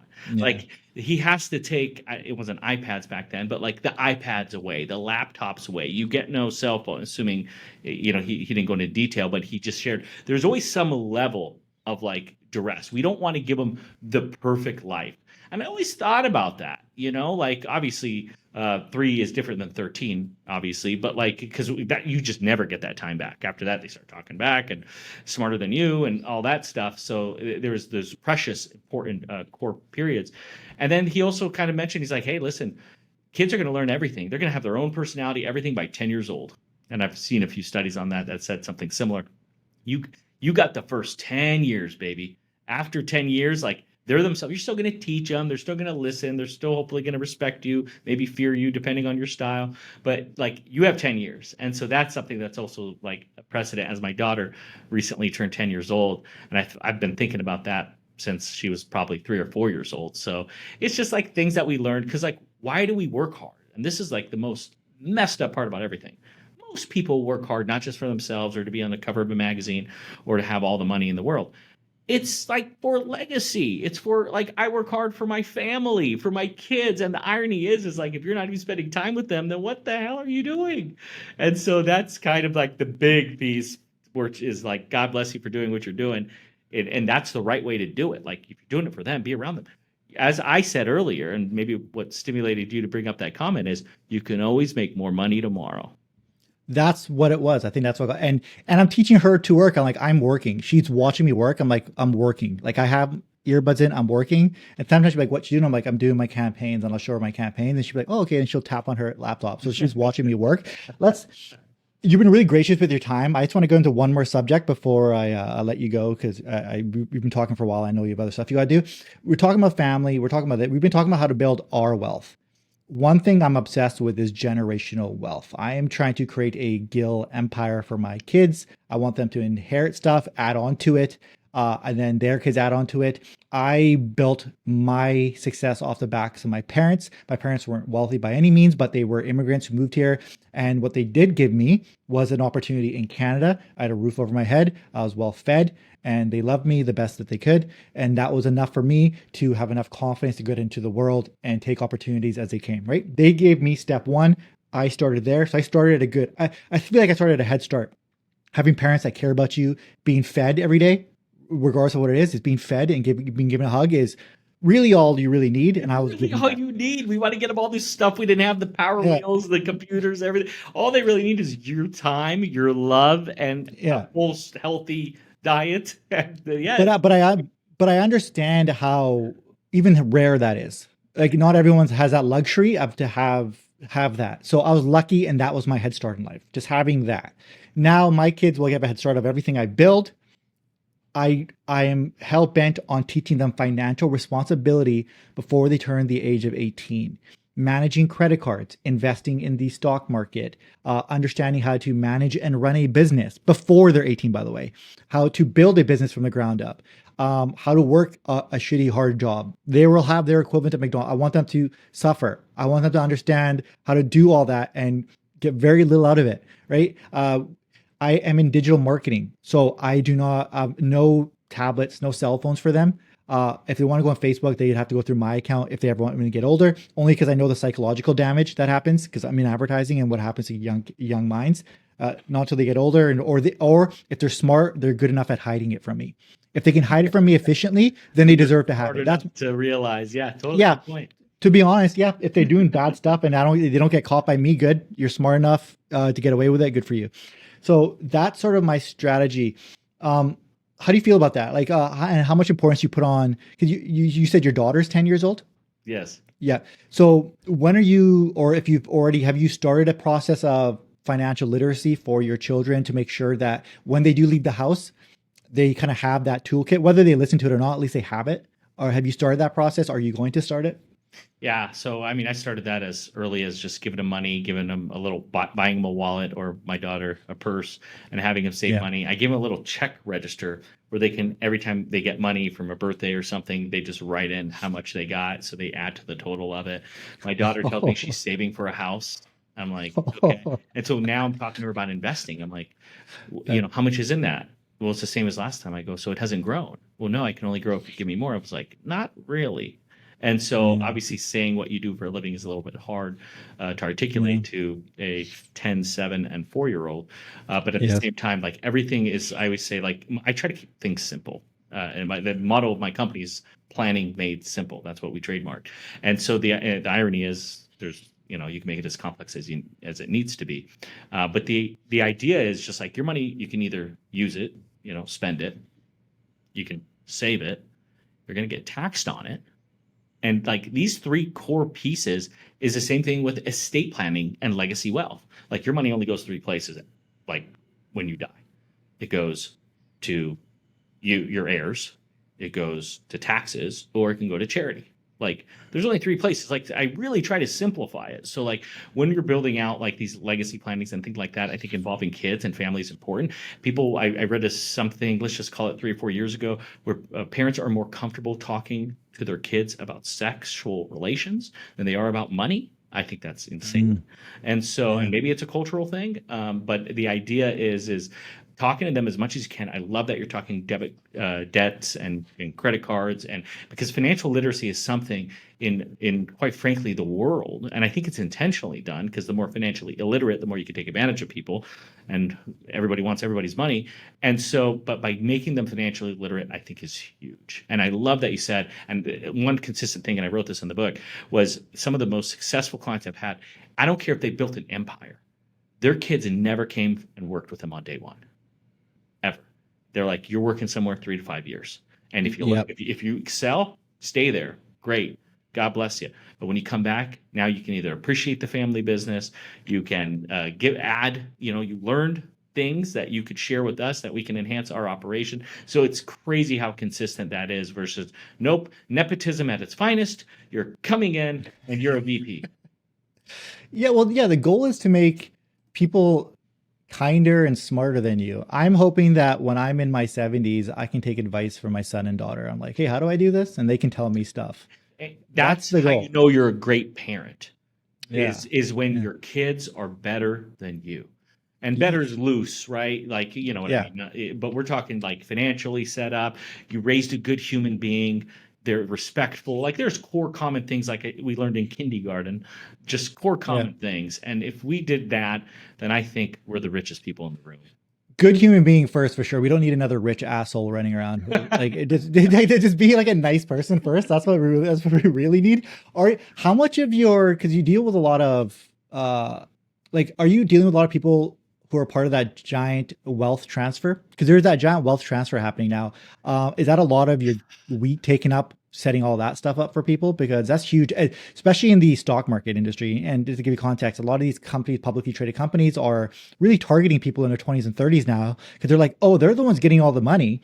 They're the ones who are going to be buying our things. Is that something on your radar? You know, talk a bit about that. Yeah. So, I mean, uh, pre-COVID, average age of our client was about 65 years old. For the Yeah. past 2 years, the average age is 51 years old. And so we didn't realize, right? You kind of just go into marketing and you get on camera, you come out with books, you do podcasts, you do all these like just PR things. You don't know really who you're targeting towards. But I guess for somebody who's 40, for Yeah. owner that's 40, younger personality, quick, good with technology, understands the value of trying new things. 90+% of our meetings now are on Zoom. We got all these offices, but everything's on Zoom, whatever. Like we don't know. And yeah, it just seems like, so to answer your question, like I don't know how it happened, but we have like the youngest clientele in the industry of a relevant profitable company. There's all these like tech companies that are trying to get in our space, but you know they're not making money, right? That's the Yeah. weird part. So yeah, it's something that naturally happened, and I think it just maybe it has to come from the top. I think a younger CEO is going to attract younger people. And it's also just big when you're sitting across the table with somebody with a whole bunch of money. As probably now, I mean, client firm has over 2,000 clients in North America, but reality is I probably help 25, maybe 50 people still, like just for street credibility, just so my advisors say, you don't know what it's like, right? When the market drops. Yeah. And Yeah. but the reality is it's like, yeah, people just people want help.